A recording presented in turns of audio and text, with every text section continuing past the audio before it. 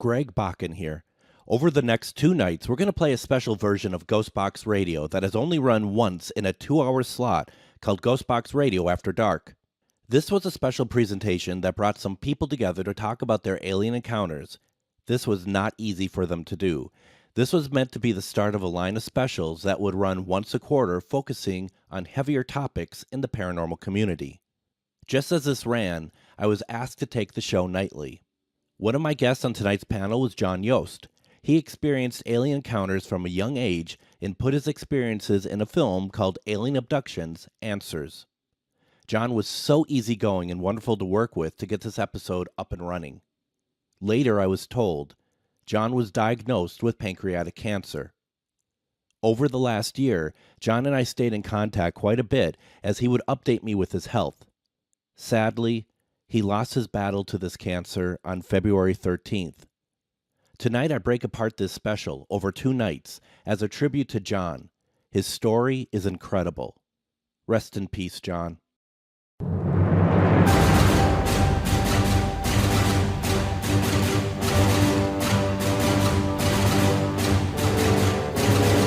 There are unexplained topics that just can't fit into an hour.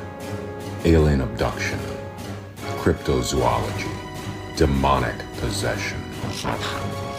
We can't hide from these subjects.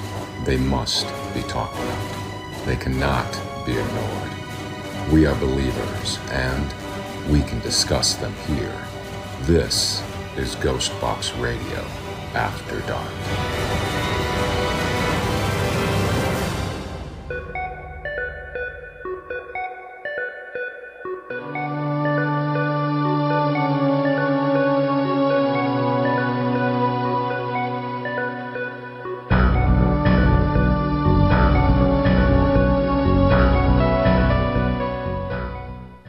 This is GhostBox Radio After Dark on AM 950, where we have an extended forum tonight to talk about the paranormal, ufology, Bigfoot, or just the unusual.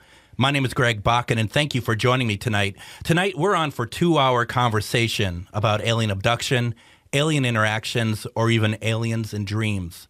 I really wanted to have a strong conversation about this, and I knew this was going to take longer than the time that we normally have on our Sunday shows. As I wanted to do a 2-hour show, I had hoped that my producer, Adam, would join me tonight to not only work on the board, but also take a bigger role in asking any questions that he would have, because I know that this is something that he is also very interested in. Adam, I am thrilled that you're with us tonight. Thank you very much. You told me about this a couple months ago. I've had the calendar circled. I've had this in my Google Calendar. This has been something I've really been looking forward to, because as we get into the very powerful stories we're about to hear tonight, I do have a couple of questions. And to be honest with you, I know that there are aliens. For us not to think that there are aliens would be horrible on our end, for as vast as our universe are.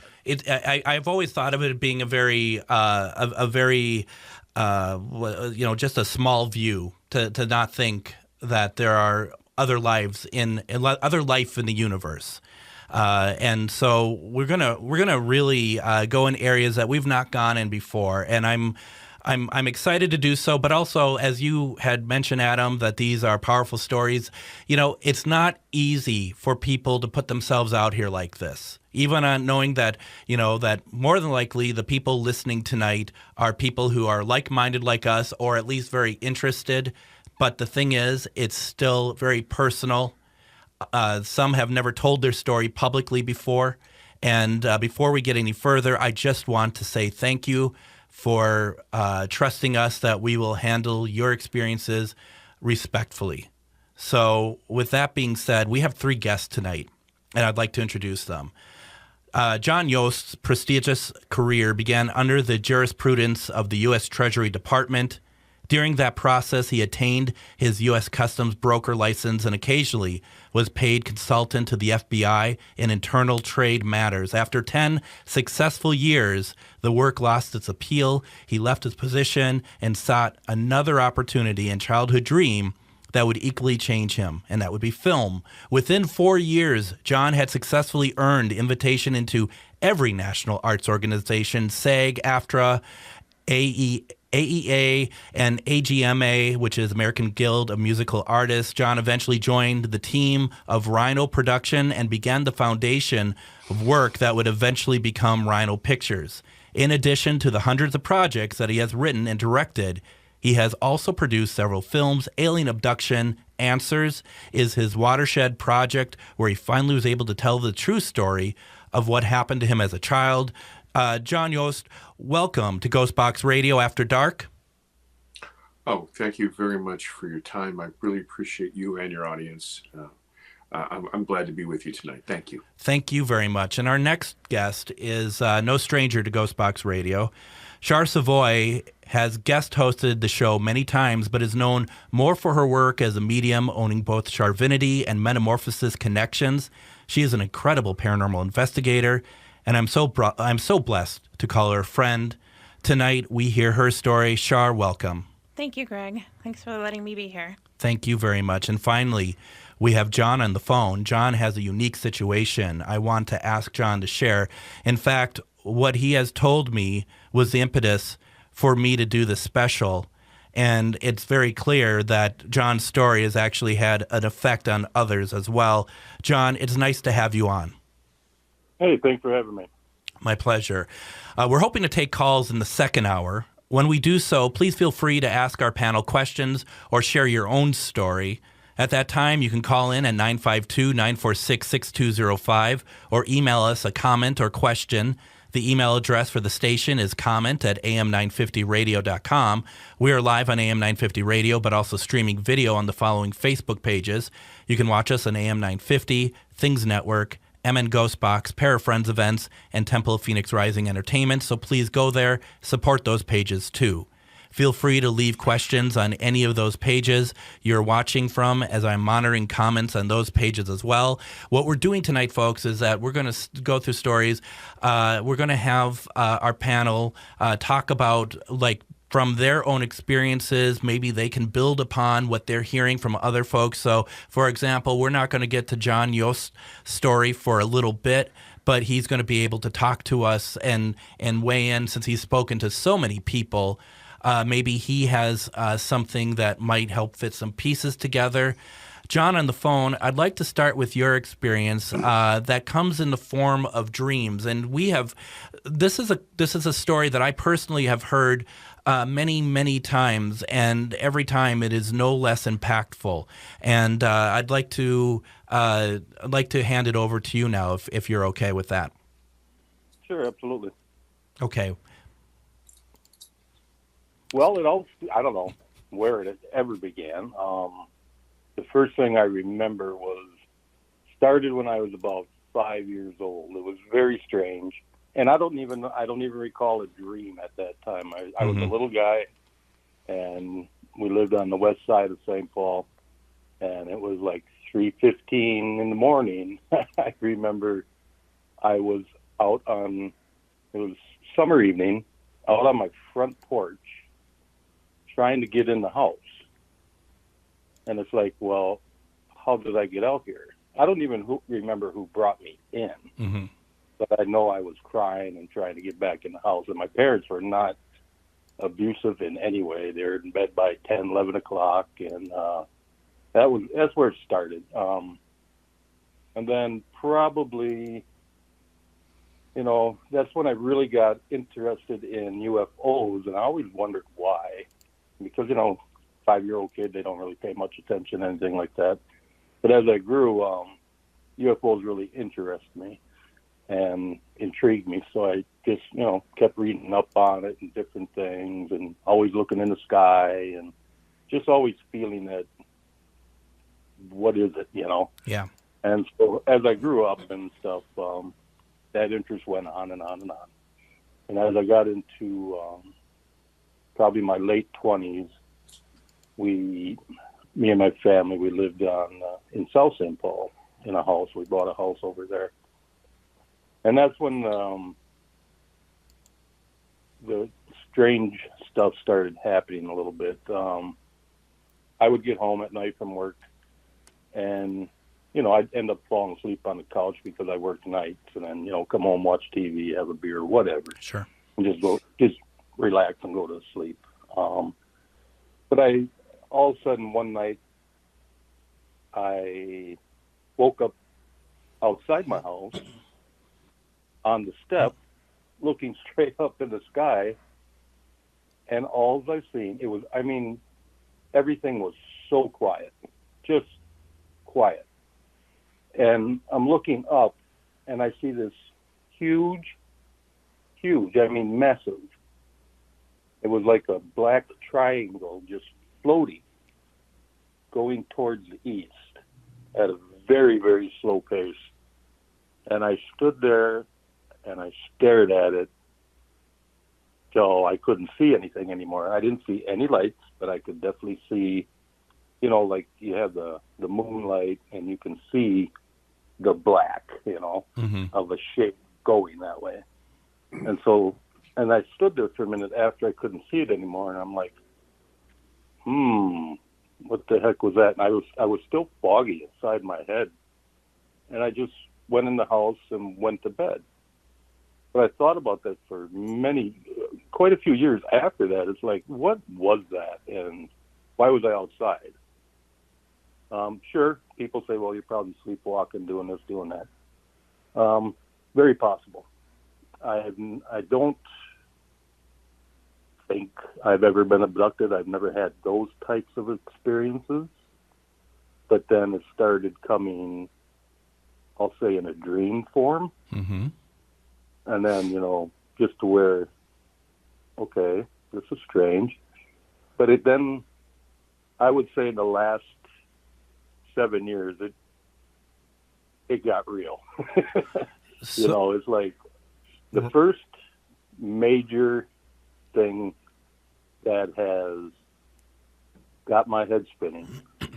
I went to bed one night, and again, it felt like a dream. I'm all of a sudden walking up it seemed like a few steps, but it was very beautiful, very quiet, very white, some glass.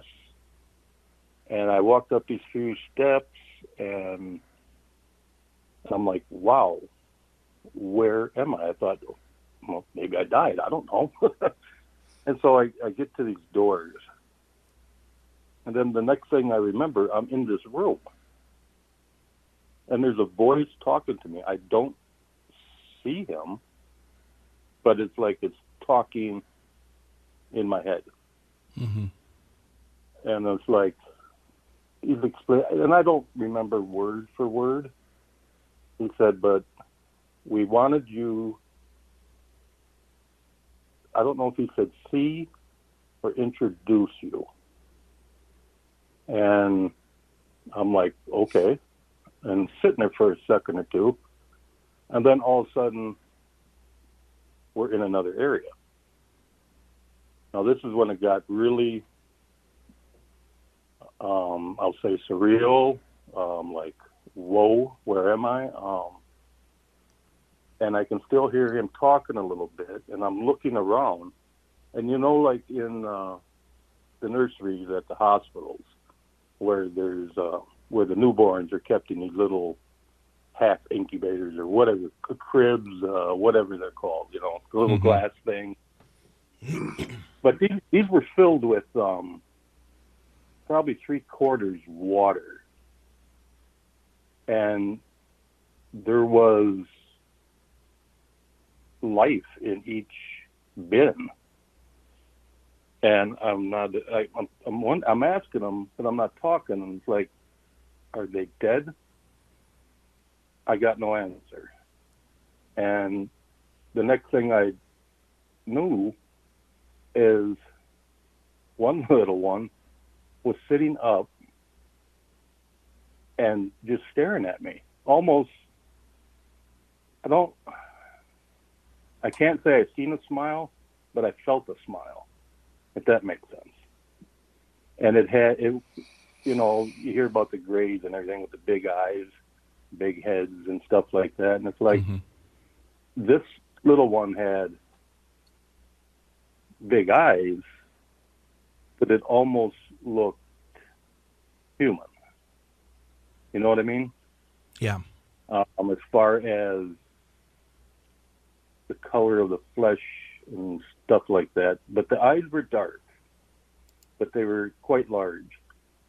And so all of a sudden I'm brought back into this room, and it's like this escort is with me. And all of a sudden panic set in, and I had to get back in there because the little one was unsupervised, and it's like it's going to drown in there. And everything I had to get in there. And I got back in there. And this little one was under the solution, fluid, whatever, again. And I just started running towards that to pull him up and out because I figured, oh, he's drowning. It's drowning. And all of a sudden, loud as loud is, and the force, I was grabbed and thrown back in this area, and this voice says, "You are not allowed to interfere." And it's like, whoa. Yeah. But then the force also, or the voice also made me feel like, oh, we're not mad at you. You're just not interfering. We just wanted you to see this, is what I'm hearing in my head, you know. Yeah. And then I woke up out in my kitchen. And it's like, what the heck is this? You know, what's going on? Because I normally don't sleepwalk from what I'm told. Mm-hmm. And I don't remember how I got out in the kitchen again. Anyways, on that night, so I go back, I'm heading back to my bedroom, and the way my house sits, I'm northeast of Hudson, and its faces woods. And it was sort of a foggy night that night, and as I get to my bedroom window, I see this huge, I shouldn't say huge, but it was a round, red, glowing something going north. And I stood there for the longest time just watching it float and continue north. And I thought that was so strange. And again, it was the quiet. I couldn't hear anything out there. It was quiet. And it just slowly kept going north. And as far as the first major dream like that, that was pretty much the end of that. And, you know, I shared that with you in only a few people know about this. It's like, I don't even know what it is. I could maybe if somebody else does. Right. You know? John, why don't we do this? Anna, if you're okay with it, I think because I want John to tell the second dream without any interruption. Let's take our first break now. Okay. When we come back, we're going to continue our conversation with John Yost, Char Savoy, and John on the phone as we continue talking about aliens and dreams and everything else. You're listening to special GhostBox Radio After Dark on AM 950.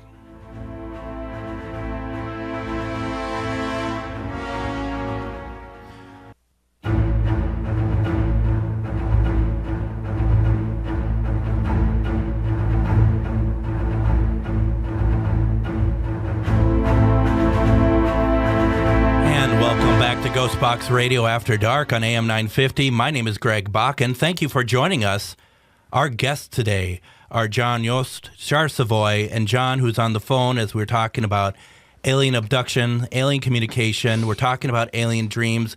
John Yost, I'm going to get to you in a little bit, but I just have to say, I've been watching your reaction to John's story quite a bit. And before we go into like what you've experienced or what you've heard before, John has a second dream that he's going to share with us right now. Is that cool, John, on the phone?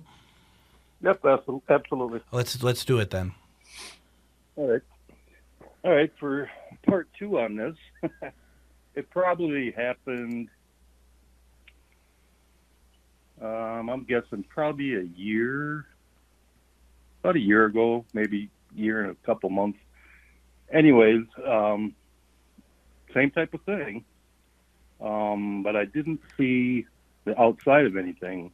I was just in that room again, and that voice communicating with my head and saying, we told you we would keep basically informed, and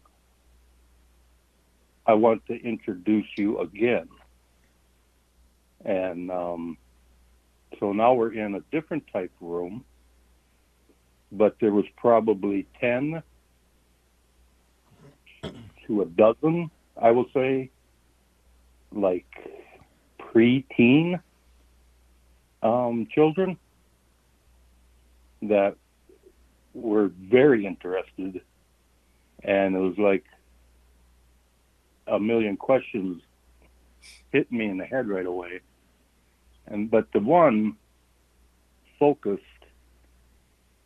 and I made a comment to the again, the escort supervisor, whatever you want to call them.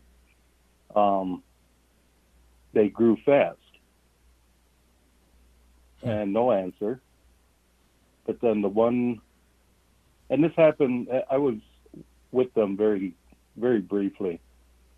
And like I said, the one was focused on me and the others were looking, but a lot of questions coming at me, and I don't think I answered one of them.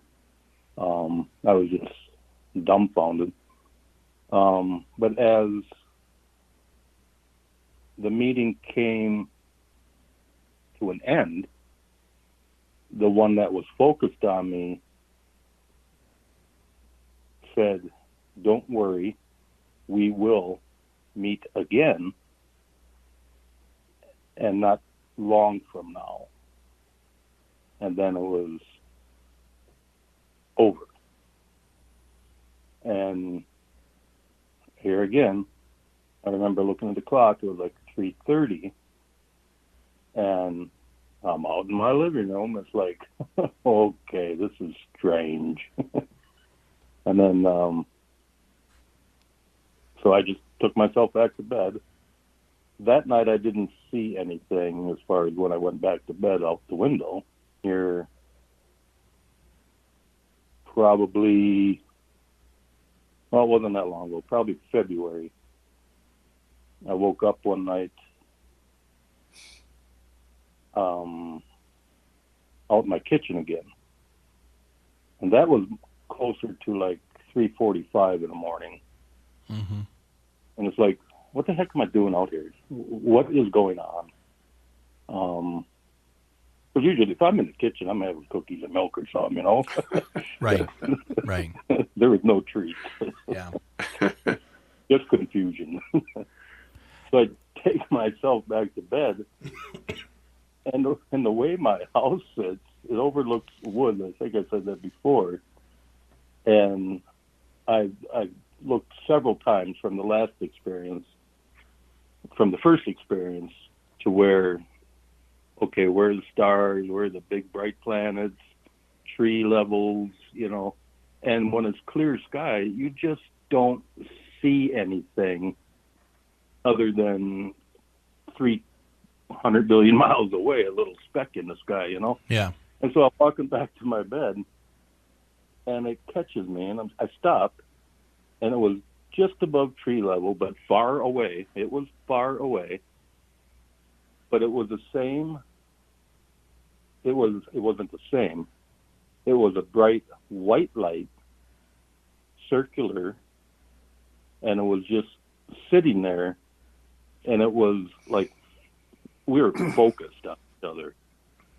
And I did break out my camera, and I turned on the video, and it's like it was pulsating, and you could see some, you know, different types of things. I'm thinking, well, that's got to be a plane or something. but that's not the way the planes come in and out. They're over to my, far right, and there's nothing that ever travels that way that I've noticed. And I've spent a lot of nights outside in the summertime and stuff, just enjoying everything. And I've never seen any air travel that way. And again, there was no noise. So I said, what the heck? And I clicked on the video, and I'll try to get that sent over to you someday, Greg. Yeah. And John, if you look at it, Greg can get it over to you. Yeah. But it lasted for me, it lasted about 2 minutes, 20 seconds. And I'm just staring at it and videoing it, and it didn't go anywhere. It just sat there. It didn't move. I didn't move the camera whatsoever. It pasted up to the window or by the screen, but it went nowhere. And finally, like I said, it was about 2 minutes, 20 seconds of video. And it's like, I can't figure this out. I'm going to bed. And I shut it off and went to bed. And the next morning, I'm looking at it, and it's like, this is weird. This thing is not moving. It's pulsating. But, yeah, there's that. Wow. And then, and you said that. So that's the second. You said that was this past February, you said? Yes. Oh, wow. I didn't know that. Yeah, January, February, something like that. Wow. Okay. All right. Has there been anything else? Well, funny you ask that, which this could be nothing, because I'm basically into paranormal, spirits and stuff. But just the other day, I think it was Wednesday? Something like that. Is this the... Why don't we hold off on this? How about we hold off on this part, John? Because I want to go through another story as well. Yeah. Why don't we do this? I want to take a break. I want to come back and get some reaction to this story.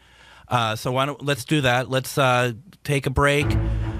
We'll continue our conversation with John Yost, Shar Savoy, and John on the phone as we continue to talk about these alien interactions. You're listening to a special GhostBox Radio After Dark on AM 950.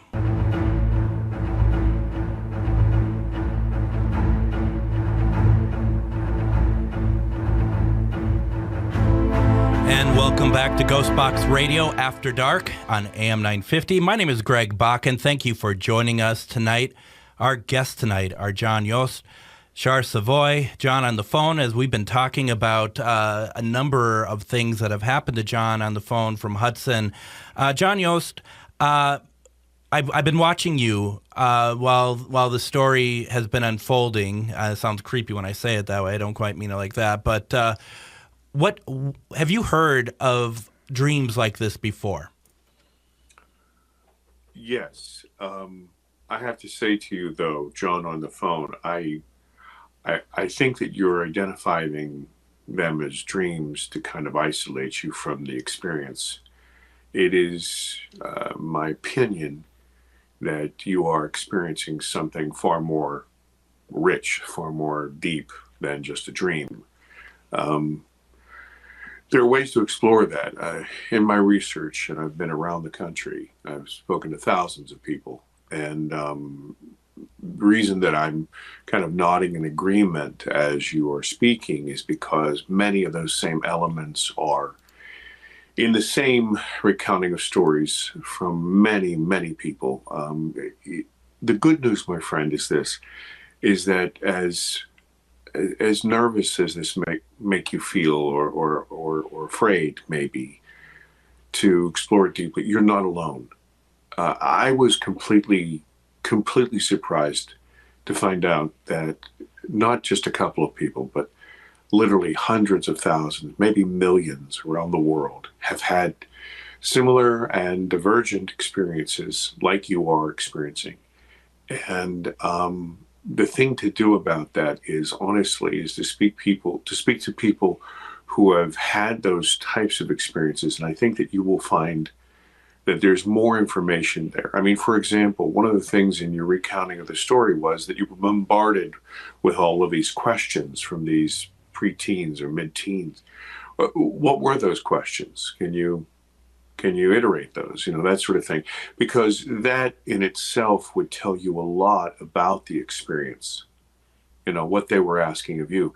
It sounds to me that you were brought in front of them to teach them about human beings. And one of them has a direct connection with you, some sort of genetic connection. And that's why it was completely focused on you. There's a lot of material here. And I think that if you're looking for peace about it, there are ways to do that. And I could help you, direct you in certain ways, because my life was turned upside down. I know we'll talk about this later, but I literally was crippled emotionally. I couldn't function in society, and I needed help. So I found it, and so it's there for you if that's what you want.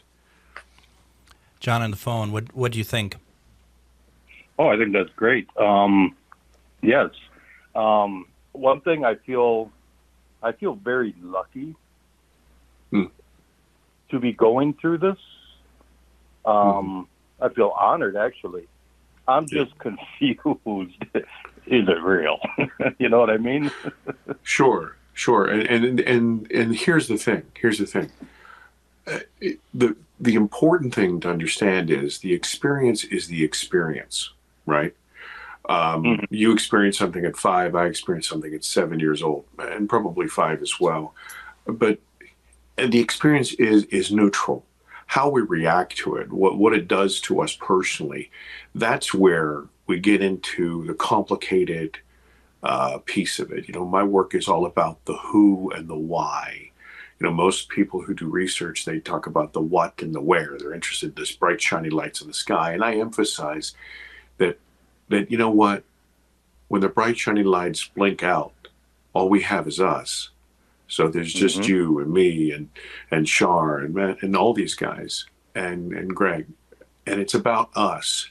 So I think, number one, I applaud you for not being afraid. I applaud you for feeling somewhat special about this. And if that's interesting to you, you probably want to know more. Yeah, absolutely do. Like I said, I'm just a little confused on why. And if it's something real that is actually happening to me, there's just a lot of, okay, why am I here? Why am I out here again? And why am I seeing these things? And why are these dreams, if they are dreams, so clear? And I mean, it's just, I can't even explain that. It's just like, wow, I'm somewhere else here, and this is cool. You know what I mean? Yeah, it's a big topic, and you have to understand that, we as human beings, we want to identify because of our ego. We need to put things in boxes, and so that we quest to understand certain things, and this is just the way we're made.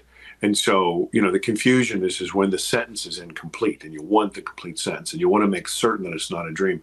But then again, what are dreams? Right. And are you experiencing this in a 3-dimensional level, or maybe a higher dimensional level?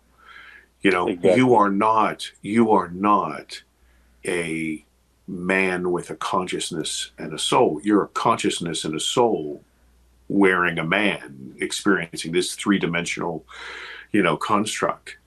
There's more to you than meets the eye. And so, where are you experiencing this? It's, like I said, we're not going to solve this in a couple of hours talking on the radio. No. But this is a very, very big topic. And I think that it's important. And it's not only important to you, my friend, and not important to this audience, but I think it's important to the human species.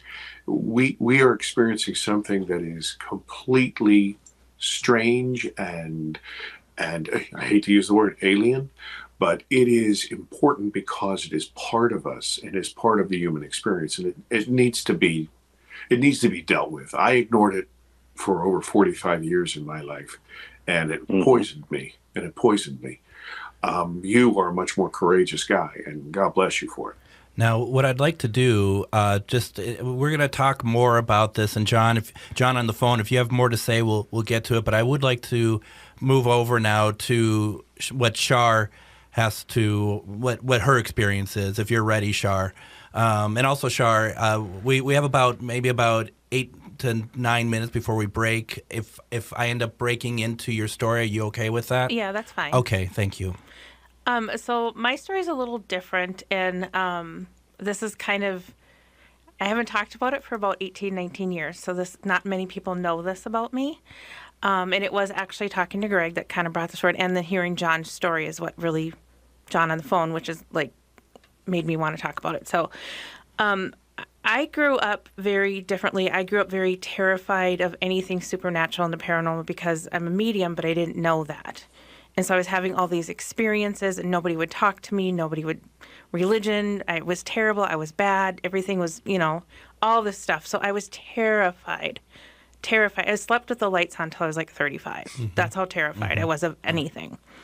So I don't watch horror movies. I still don't. I didn't watch alien movies. I don't watch anything that has anything to do with any of that world. I just didn't. Mm-hmm. So I started having dreams. And part of it I've kind of blocked because at that time it was terrifying to me to even have that concept in my head. So I wish I could remember more now, but I would start to have these dreams of where it was kind of always the same type of dream. I was laying on a table. I was in a room that was very sterile. I don't know how I got there. It was very white, but not like there was no walls. It was just space. And I was on a table, but I couldn't feel the table. So it was almost like I was floating. Like I couldn't feel anything underneath me. And there was these 3 beings. It was always 2 on the left, 1 on the right. And it was so bright, like when you go in an operating room where they have those really bright lights shining down on you. So when they would step into it, I couldn't see them clearly, but I could see the outline of them. And their heads were bigger than humans. I could tell they were not human. And I could see their eyes when they would like blink, but they didn't blink. They like shuddered, if that makes sense. It's the only way I can describe it.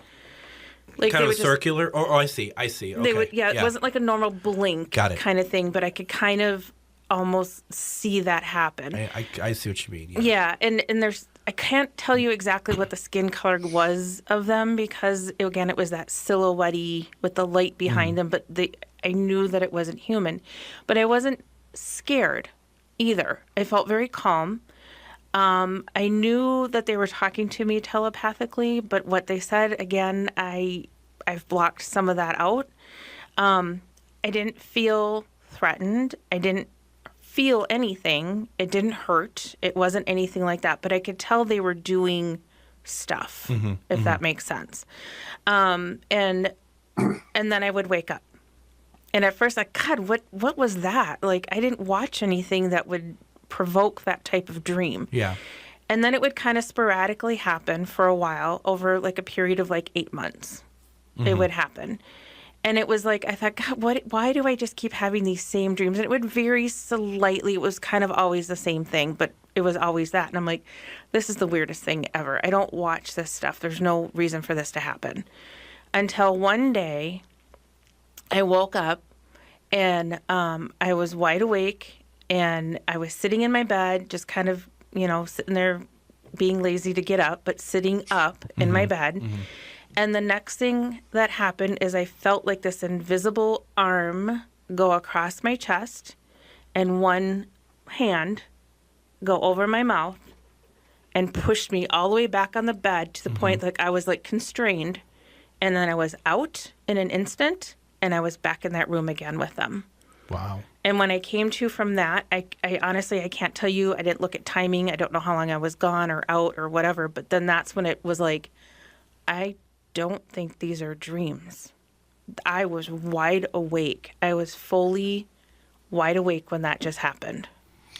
That had to be a very sobering sort of realization to come to, that they're not dreams. Extremely, because now my whole world had flipped upside down because until that point, everybody had ever told me anything that ever happened to me was my imagination.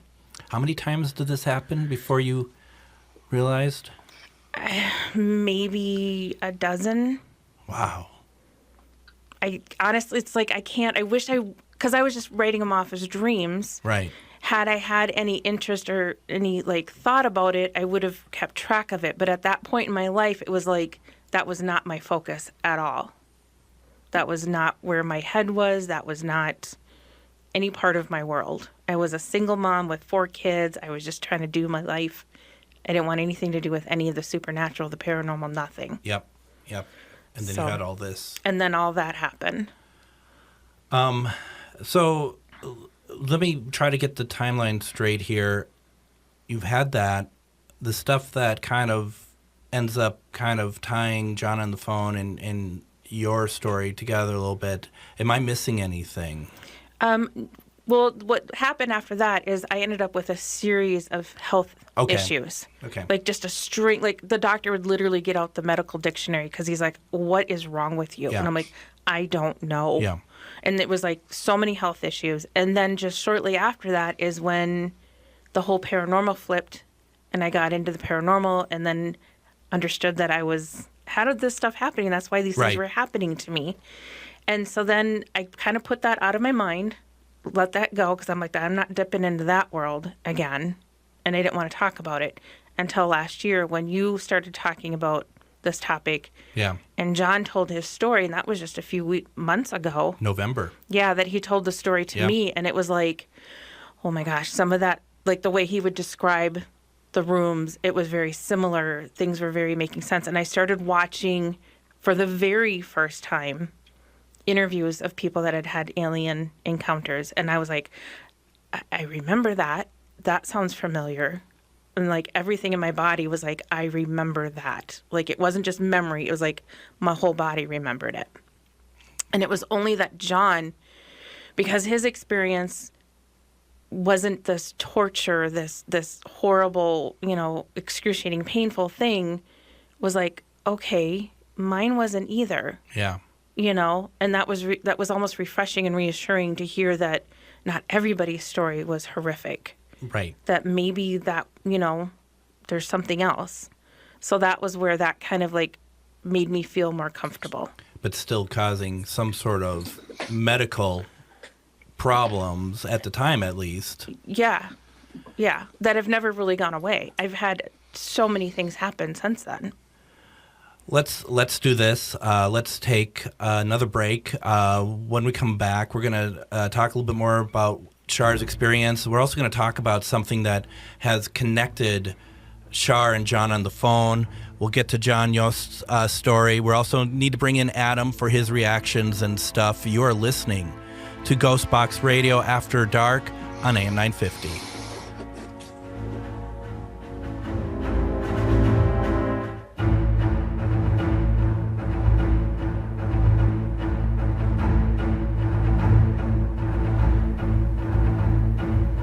And welcome back to GhostBox Radio After Dark on AM 950.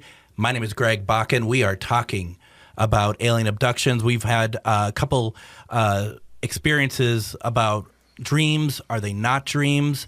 We're going to round up the hour here as we're a special 2-hour night. Char, you wanted to talk a little bit about your learning experience as from these dreams to what you do now. Right. Yeah, it was, after we said with the connection with you and John on the phone, kind of, started bringing it all back a little bit. And I was like, wow, okay, I hadn't thought about this for so long. I was trying to put it out of my mind, and knowing that it wasn't a dream after that experience of being pushed back down on the bed. But interesting enough, now that, I'm fully aware of being a medium and all this other stuff, and as I was watching these shows to hear other people's stories, to try to find some answers or to trigger something in my head or something, it became very aware to me that what I thought was just all spirit energy that I was sensing wasn't. I could tell when they were there. Mm-hmm. And it's just more or less that they're not threatening, they're not doing anything. It's just we're here. It's almost like a check-in. Yeah. And it's it doesn't scare me. It just kind of catches me off guard because it feels completely different and my body responds a little bit differently to it. So it's just kind of like, oh. But at the same time, I think I had messaged you about some of the things I was finding while I was watching these things. And I said, it's the clicking sound. Yeah. The clicking sound. And it was for a few days, maybe a week after that, I would actually hear the clicking sound when I was home alone without the TV on or anything. And I'm like, oh, no. I'm not ready to have that again. Yeah. You know? And so that was interesting. But then the interesting thing is kind of what John started talking about was this week on Wednesday, I woke up from a very vivid dream and I messaged John right away and I said, hey, have you had any experiences at your house with quote unquote visitors? And he said, yes. Why? And I said, well, because I had a dream last night that I was coming to your house and I was carrying a child. And I guessed probably around 5 years old because it felt very much like the same size as my granddaughter. And I said, I was coming to your house. I never looked at this child. I just assumed I knew who it was. And above your house, above the garage, was this thing floating, kind of hovering, doing something. And I thought, well, that's a weird mechanism thing that John installed, whatever. But then I realized it wasn't attached. Yeah. And I couldn't tell what it was. It was kind of almost like satellite looking, but it was weird. And then it crashed down in his garage and then it sped away. And I was like, oh, that I know what that was. Yeah. I opened John's front door and I hollered for him and he didn't answer. And I was still carrying this child. And then that's when I woke up. So, John, we have about 45 seconds. What happened on your end? All right. What happened quick was I was going into the kitchen. I looked across outside the window. There was a little girl on the deck Wow. of the other house that is a distance away. And it's probably about 7. I thought about 7 years old, just staring at through my window with arms down. And I didn't pay much attention, looked down to the floor, looked right back up. I mean, half of a second and completely gone. Now I'm going to have to stop. I'm going to have to stop you there, John. We have to take a break. Join us. We're going to come back for hour 2 of GhostBox Radio after dark.